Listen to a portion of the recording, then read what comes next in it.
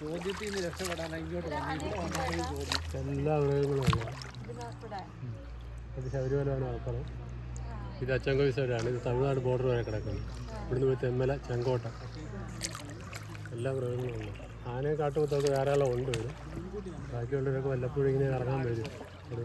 പുലി എല്ലാം വരുമല്ലേ? എല്ലാം ഉണ്ട്, എല്ലാം ഉണ്ട്. ശബരിമല അടുത്തല്ലേ? ഇവിടെ പെരിയാർ ടൈഗേഴ്സൊക്കെ പമ്പയൊക്കെ അതിനകത്ത് വരുന്നത്.